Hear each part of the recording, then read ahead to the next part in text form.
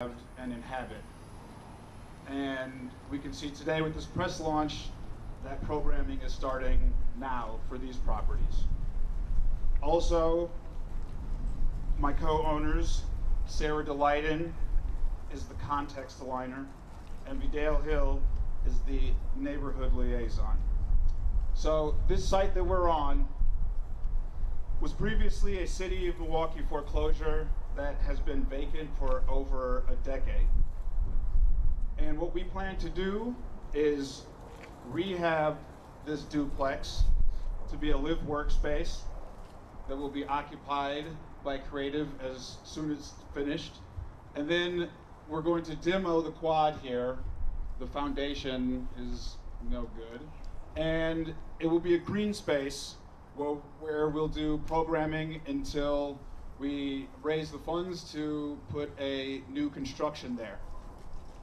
We've been working with the architect and the concepts are really beautiful. This is our second property that we are working on as HomeWorks Bronzeville. The first one is straight behind us where Vidal and his family lives, and the first floor operates as a gallery space. Projects like this don't come together with just one person. It takes a lot of effort and a lot of collaborators. We've been lucky to have a lot of support and guidance from city leadership, including Alderwoman Lele Cogs, who is here today. Thank you, and we'll share some words with you all in a moment. As well as the Bronzeville Advisory Committee, the Department of City Development, and the Neighborhood Improvement Development Corporation. As I said, Alderwoman Cogs is here to show her continued support. She's been invaluable to this process from start and is continuing to support us and has just been invaluable. And Mayor Cavalier Johnson is here as well to show his support. Appreciate you having you here. We'll have some words from him in a moment as well. Some other partners that we've worked with, Milwaukee Preservation Fund, our architect Thurman Grant, Toki and Associates, Darren Hill, Jeff Lamar Brown, Gray Development Group, and we're always looking for more opportunities to collaborate, whether it's on actual construction or it's fundraising or it's programming. Whatever it takes to get these sorts of projects moving forward. We love to talk to people if you have ideas of ways that you want to participate and add some value to what we're trying to do. Come and talk to us, get in contact with us. Next, I'm going to bring up Sarah DeLayden, who is one of the co-owners of HomeWorks Bronzeville.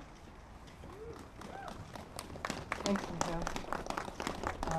I just want to acknowledge the effort you're all making right now, being out in this cold, so I really appreciate that. I was just going to start, I wanted to read, I have been part of an amazing book, Black Landscapes Matter, by my collaborator Walter Hood and Grace Mitchell-Tada. I collaborate with them on the Beer Line Trail Neighborhood Development Project. More on that, yeah. But that's in the north side of Harambe. We're in the south side of Harambe here today. But just wanted to read one of the paragraphs that I started an essay about the Beer Line Trail in Milwaukee with. What is a black landscape? I imagine a black landscape can express the long U.S. history of labor and migration related to race, and the associated lands traveled and cultivated. I imagine a black landscape can invent a public space commons that acknowledges and celebrates black culture as an integral aesthetic layer of U.S. culture, both now and since its inception.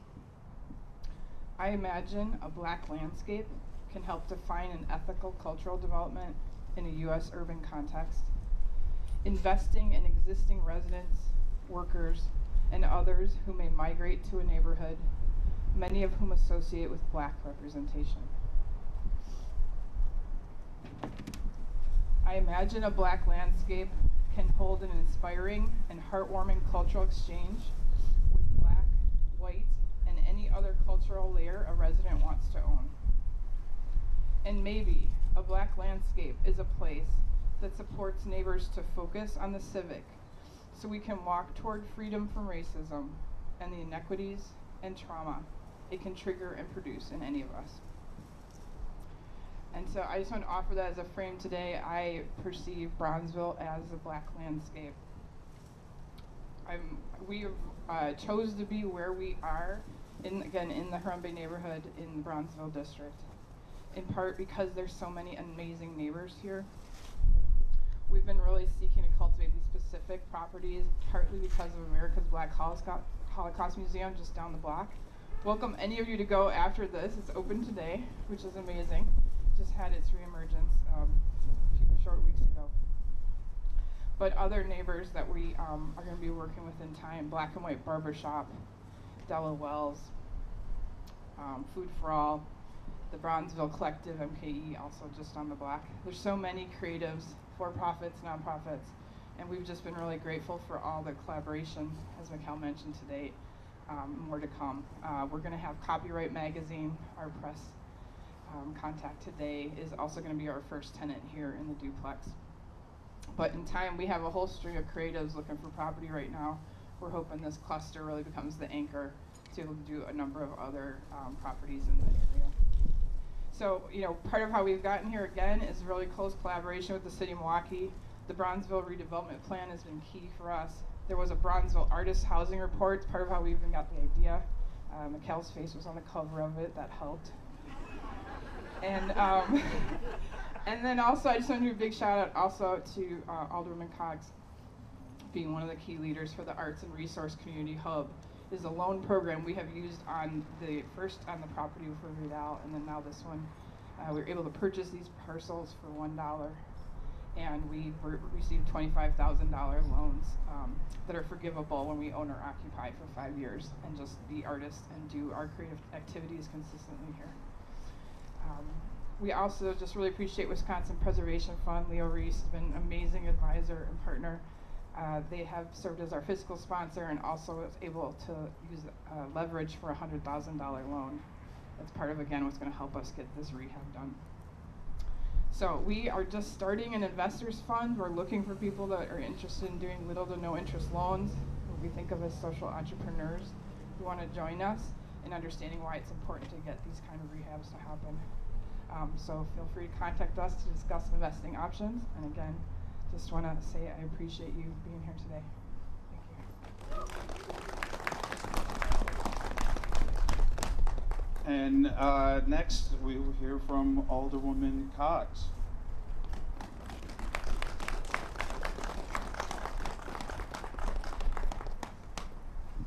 Good morning. Now I know we can do a little better than that. We're here talking about HomeWorks Bronzeville. So let's try it again. Good morning. Good morning. Y'all keep it warm out there. I want to thank you all for joining us here this morning, and I'm so glad to be here.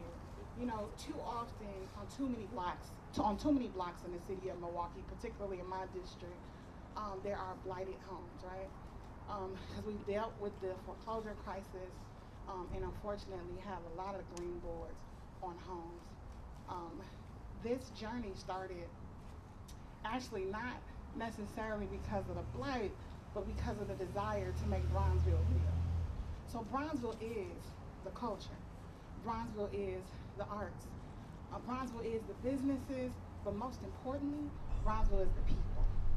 So years ago, in thinking about ways to make sure that even on the residential side, not just on the commercial corridors, that we are embodying what Bronzeville is about, thought of many ways to attract those who help to keep the culture alive, those who help to keep the art alive. So we thought about doing artist housing.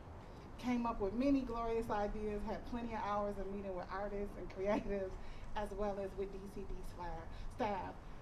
We designated these 3 properties initially as a potential for an artist hub or housing. And we listed it like we do all property for a few years. But then we decided to do more direct, diligent work with direct creatives and artists. And the HomeWorks Bronzeville group and so many other artists were so willing to share of their expertise, knowledge, and preference for what they wanted, what they needed, and what can make it real. So it's so great to stand here today, all these years later, to see that what we met about, talked about, thought about, envisioned is actually coming to life right here in Bronzeville. So what helped it is the ARCH program, the Artist and Resource Collaborative Hub program that I and Alderman Stamper, who has a lot of blighted property in his district as well, envisioned. He and I both create a lot of programs trying to deal with the blight in our neighborhoods, but we saw the ARCH program as one key way to help attract the things to the neighborhood that we wanted to see and help rip down those green boards and allow us to get rid of some of the blight and also bring great people and great creatives and great resources right to the neighborhood. So Vidal has shown by example with the first house and the first ARCH project with his gallery, how possible it is, how real it is to bring creators right to the neighborhood with a resource and arts to help uplift that neighborhood. And I so look forward to Copyright making this their home, and I look forward to the future build on the next parcel. And again, I just want to thank you all for being diligent about this work, sharing your journey and your information with other artists. It is my sincere hope that not only in Bronzeville, but throughout the city of Milwaukee, we look at this and other creative ways to get rid of the blight. Thank you.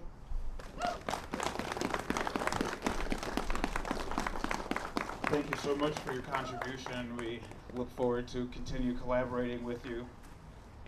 And next, we'll hear from Mayor Cavalier Johnson.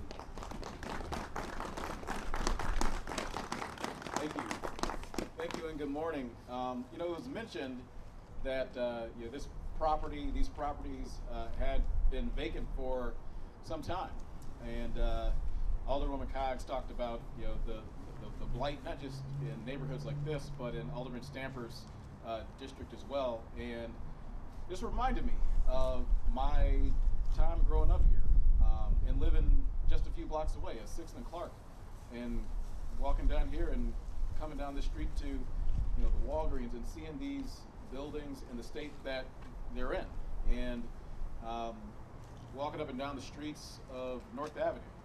You know, when you're a young black boy or a young black girl, a young person of color in Milwaukee, when you see things like this, and it happens so often, you start to internalize that. You begin to think it's normal, and it's not.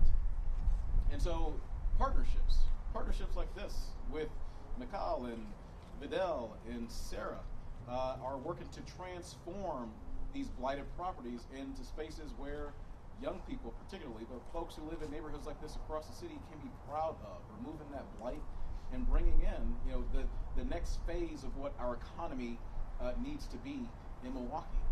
It's not that we're going to have, you know, one company that comes in and drops, you know, 20,000 heavy manufacturing jobs. We need to find new ways to get folks involved in the economy and to express themselves artistically and bring in opportunities for people to grow and experience culture together.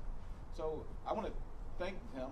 I want to thank HomeWorks Bronzeville, but most importantly, I mean, we all cannot forget the partnership that the city has provided in this as well, and that's been led by Alderwoman Cox. So why don't everybody give a hand to Alderwoman Cox? This is her vision, trying to make this area live and breathe and be the Bronzeville that we knew it was in years past, right? And now that is coming true. It's coming true in a place that has been blighted. It's coming true in a place that has had challenges.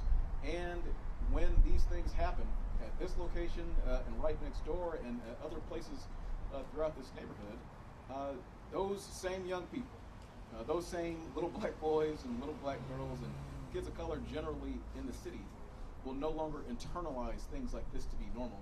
They will now say and think what can be. And you guys are proving that now. So thank you very much. Now, as, excuse me, Mayor. As Sarah mentioned earlier, we were able to purchase this property for $1. That dollar did not actually get exchanged yet, so we wanted to wait for this moment to make it official. each of us autographed it for you. So there's me, there's Sarah, there's Vidal. There you go. The deal is done. That dollar is probably worth so much more now that we signed it. As these projects move forward and the city continues to gain, that dollar is going to gain.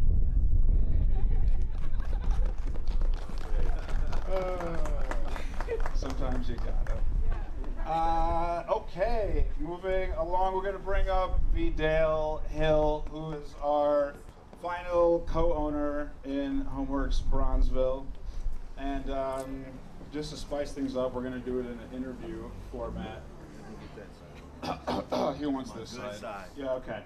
Now I got my bad side. We talked about this.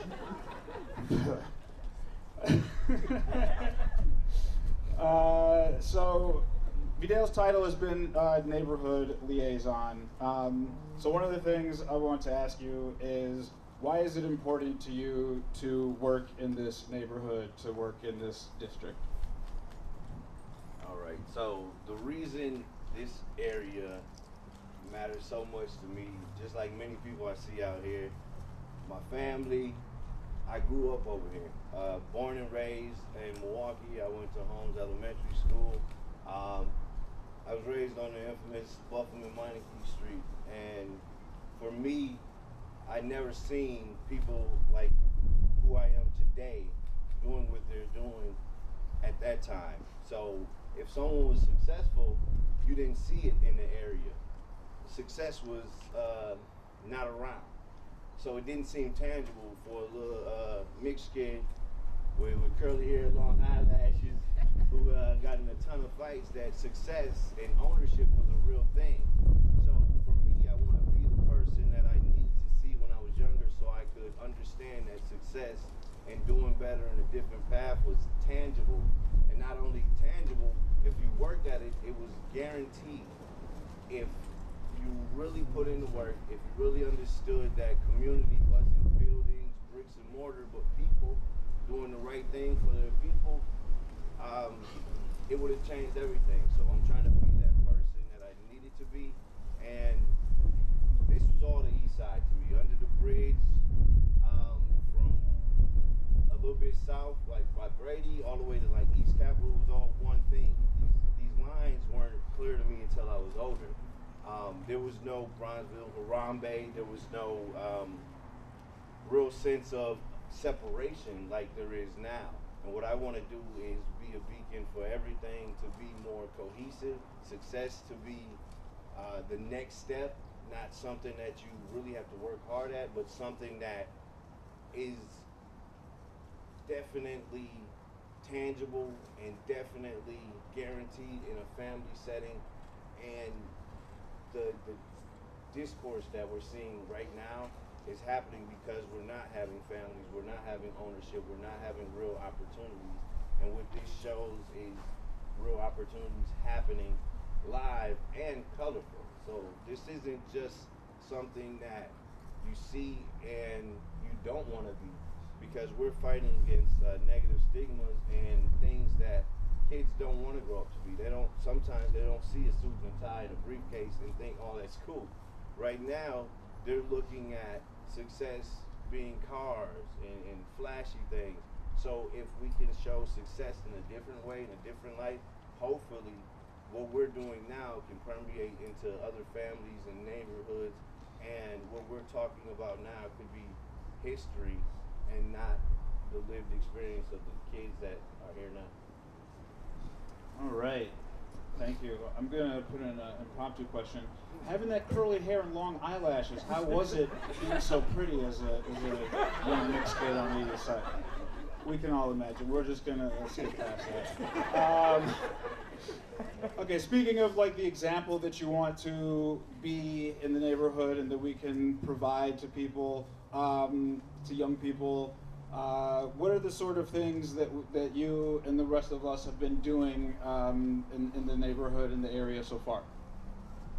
So some of the things we've been doing over the last several years through Giselle's Art Studio, MKLAX, I'm Milwaukee's programming. we've been providing opportunities for kids to have fun and think differently about problems.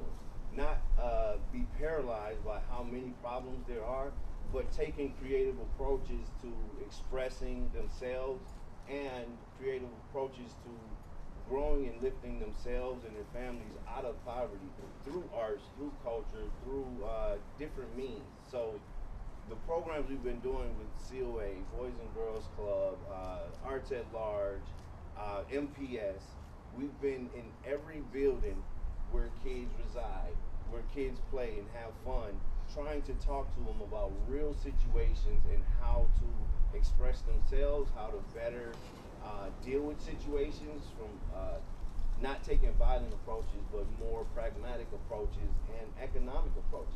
So youth can make money off the projects that they do. Youth can see that there's job opportunities from the creative skills they pick up from us painting, sculpting, and doing different things. So the programs have been all over the city, but mainly over in this area. Giselle's Art Studio has been providing meals and fun activities, painting, and stuff that is seen. Not everything we do is for the family to take home and put on the fridge, but for the public to see. And what they take from that is that the community cares about them and what they're doing, rather than them feeling like they're against the community. They're just trying to survive. We're teaching them how to thrive through creative means. Nice. How will these buildings contribute to that type of work? How will they aid in continuing, that type of work in the area? Well, the buildings that we're working on right now will aid in this process by being a place for them to gather safely, learn, and be just good people to each other. And we give them a setting around young adults doing things that are cool to them now, with media, with arts, with culture, with fashion, all the things that they get to take in from us. It can be more consistent if we have ownership. We cannot be consistent if we're displaced all the time. Every other year we're moving. That shows instability in their mentors. So they don't want to be like anyone that isn't stable themselves. So we show them stability through ownership and through processes that turn into financial gains for themselves and their community. So these buildings will be here for as long as we can hold them, which is forever, guys. Forever. These are ours. Therefore, they're yours. So that's why. So if there are individuals or organizations that want to help, how can they do that? Yeah, so first I want to thank the Greater Milwaukee Foundation. We received a $100,000 anonymous grant that helped us create the fund to make this property possible. And I just want to thank them for that very much. And through Leo Reese and the Wisconsin Preservation Fund, people can donate to these causes, to these type of properties happening more efficiently. We have the people, we have the heart of the community, we have the artists, we have the creatives here today and beyond. We just need more funds to do right. We know what we're doing.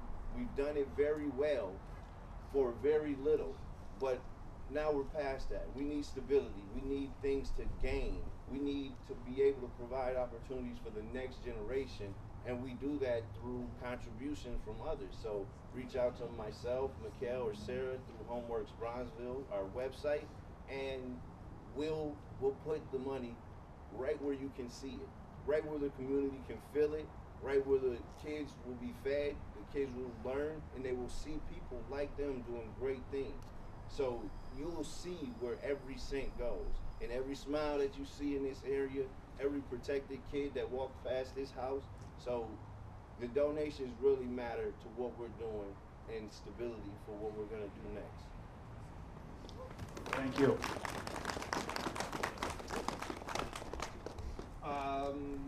So I'm going to bring up